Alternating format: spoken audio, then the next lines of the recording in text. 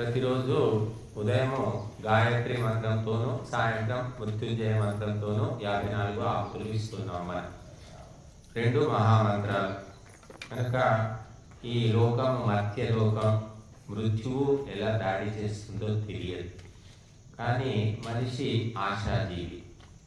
నేను రేపేం తెచ్చిపోతాను, ఇప్పుడు రేపేం చావను కదా అనుకుంటాం. ప్రతి మనిషి అలాగే అనుకుంటాడు. కానీ రేపు ఎవరి ఆయువు ముడుతుందో మరి భగవంతుడికే తెలుసు, మనకు తెలియదు. కనుక మనము మృత్యు భయము అనేది చాలా భయంకరంగా ఉంటుంది. కొంతమంది బిక్కుబిక్కుమనుకుంటూ బతుకుతూ ఉంటారు, భయపడుతూ ఉంటారు. చచ్చిపోతాం. కరోనా టైంలో చూడాలి, మొత్తము భారతీయులంతా కూడా పిరికి పందల్లాగా తయారైపోయాయి. ఆ టీవీలో చెప్పడం సరిపోయింది, ఫోన్లలో చూడడం సరిపోయింది. భయమో, చచ్చిపోతామేమో, తాకితే చచ్చిపోతామేమో, పడుకుంటే చచ్చిపోతామేమో, ముట్టుకుంటే చచ్చిపోతామేమో, గాలి పీల్చుకుంటే చచ్చిపోతామేమో అని ముక్కు బట్టలు కట్టుకొని తిరిగాయి. కనుక ఆ విధంగా మీడియా బ్రెయిన్ వాష్ చేసేసింది. కాబట్టి ఎవరు చావరమ్మా, మన టైం వచ్చేదాకా మనం చావము. మన సమయం అనేది ఉంటుంది.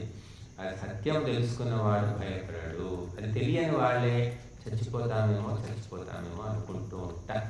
కాబట్టి మృత్యు భయాన్ని మనం పోగొట్టుకోవాలి. చావు తప్పదు. కాబట్టి భయపడి రోజు చచ్చే కంటే ఒకసారి చచ్చింది మేలు అంటారు. కనుక డాక్టర్లు భయపెడుతూ ఉంటారు. నీకు ఇది క్యాన్సర్ వచ్చింది, నీకు అల్సర్ వచ్చింది, ఇంకేదో రోగం వచ్చింది, నువ్వు ఆపరేషన్ చేసుకోకుండా చచ్చిపోతావు, నీ కాలు తీసేస్తారు, చెయ్యి తీసేస్తారు అనగానే ఇక వీళ్ళకు వణుకొస్తుంది. వాళ్ళు చెప్పేది అలా ఉంటుందన్నమాట. ఎందుకంటే వాడు MBBS MD అన్నీ చదివాడు, మనం ఏమి చదవలేదు, వాడు నిజమే చెప్తున్నాడు, బుద్ధిమంతుడు అనుకుని నమ్మి ఆ ఆపరేషన్ ఎంత అవుతుందండి, 3 లక్షలు, 5 లక్షలు, 10 లక్షలు, ఇల్లు అమ్ముకో, పొలం అమ్ముకో, భార్య నగలు కుదోబెట్టు, తీసుకుపోయి వాడు మొహాన కొడతారు. ఆ ఆపరేషన్ అయితే అయిన తర్వాత వాళ్ళు బతుకుతారా, చేస్తారా, చచ్చిపోతేనే లేదా నేనేమో అసలు అట్లాంటి అవకాశమే లేదు, మేము సాయశక్తుల ప్రయత్నం చేశాము కానీ చనిపోయాడండి. అది ఎందుకు జరిగిందో మాకు తెలియట్లేదు, అసలు చనిపోయే అవకాశమే లేదని అంటాడు. ఆ రకమైనటువంటి దొంగ డాక్టర్లను మరి దేవుని కంటే ధర్మము కంటే ఎక్కువ నమ్ముతున్నారు. తల్లిదండ్రులను కూడా నమ్ముతారో లేదు, కానీ ఆ దొంగ డాక్టర్లను మాత్రం చాలా నమ్ముతున్నారు. నమ్మి నాశనం అవ్వడం తప్ప బాగుపడడం అనేది ఏమీ లేదు. కాబట్టి ఎవరైతే ధర్మాన్ని దైవాన్ని నమ్ముతారో వారికి రోగాలు రావు, వచ్చినా కూడా తొందరగా తగ్గిపోతాయి. లక్షలు ఖర్చు పెట్టవలసిన అవసరం ఉండదు అని తెలుసుకోండి. మనం నియమాలు పాటిస్తే, ఆహార విహార వ్యవహార నియమాలు మనం పాటించుకుంటే, ప్రతిరోజు క్రమశిక్షణగా ఉంటే, నీతిగా ఉంటే రోగాలు రావు. చావు వచ్చే రోజే వస్తుంది. కనుక అడ్డగోలు సంపాదన ఉన్న వాళ్ళకే, వాళ్ళ కోసం ఈ హాస్పిటల్ కట్టారు, పెద్ద హాస్పిటల్ 10 కోట్లు 20 కోట్లు పెట్టి. కాబట్టి మనము ఒక సామాన్యమైన పేదవానికి క్యాన్సర్ వస్తే వాడు ఏం చేయాలి, 8 లక్షలు ఎక్కడి నుంచి చేస్తాడు, అమ్మడానికి ఇల్లు లేదు, వాకిలి లేదు. బట్ వాడి గత ఏమిటి, చావాల్సిందేనా అంటే చావాల్సిందే అని చెప్తుంది ఇప్పుడు సైన్స్, టెక్నాలజీ, ఈ మెడిసిన్. కానీ వేదం ఏం చెప్తుంది, చావవలసిన పని లేదు, ఒక సామాన్యుడు కూడా బతకవచ్చు. తులసి ఆకులు తిను, 2 వేపాకులు తిను, 2 మరి చిగుళ్ళు తిను. ఈ రకంగా చుట్టూ ఉన్నటువంటి మూలికలు అదొకటి ఇదొకటి తింటే కూడా రోగాలన్నీ పోతాయి. కానీ ఎవరు నమ్మరు అలా పోతాయని చెప్తే వినేవాళ్ళు కూడా లేదు. లక్షలు ఖర్చు పెడితేనే తగ్గుతాయి, ఎందుకంటే డాక్టర్ చెప్పాడు, ఇంగ్లీష్ డాక్టర్ కాబట్టి అని నమ్ముతున్నారు. కాబట్టి మనము చావు సమయం వచ్చేదాకా మనము ఎంత ప్రయత్నించినా చావలేము అని తెలుసుకొని మనం చావు భయాన్ని వదిలించుకొని ధర్మాచరణ చేయడానికి ప్రయత్నం చేయాలి. కాబట్టి ఎవరైతే ధర్మాచరణ చేస్తుంటారో వాళ్ళకు చావు భయం ఉండనే ఉండదు. చచ్చిపోతారా అంటే కూడా అసలు లెక్క చేయరు.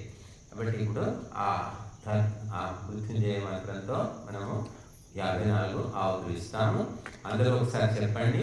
ఓం త్ర్యంబకం యజామహే సుగంధిం పుష్టివర్ధనం ఉర్వారుకమివ బంధనాన్ మృత్యోర్ముక్షీయ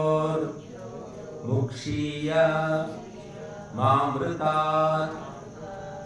సువాసనతో కూడి పుష్టిని కలిగించే పండిన కర్బూజా పండు అనాయాసంగా తీగ నుండి తనకు తానే వేరైనట్లుగా ఓ సృష్టి స్థితి లయకారక పరమాత్మ మమ్ములను కూడా అలాగే మృత్యువు అనగా అవిద్య నుండి విడిపించుము, కానీ అమృతత్వము అనగా విద్య నుండి వేరు చేయకుము అని ప్రార్థిస్తున్నాము.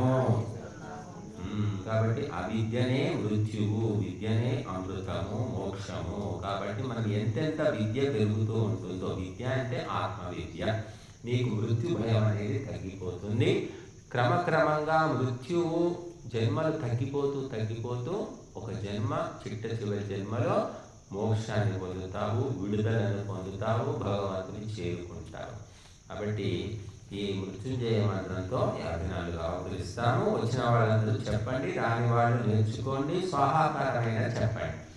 ఓం త్ర్యంబకం యజామహే సుగంధిం పుష్టివర్ధనం ఉర్వారుకమివ బంధనాన్ మృత్యోర్ముక్షీయమామృతాత్ స్వాహా. ఓం త్ర్యంబకం యజామహే సుగంధిం పుష్టివర్ధనం ఉర్వారుకమివ బంధనాన్ మృత్యోర్ముక్షీయమామృతాత్ స్వాహా. ఓం త్ర్యంబకం యజామహే సుగంధిం పుష్టివర్ధనం ఉర్వారుకమివ బంధనాన్ మృత్యోర్ముక్షీయమామృతాత్ స్వాహా. ఓం త్రయంబకం యజామహే సుగంధిం పుష్టివర్ధనం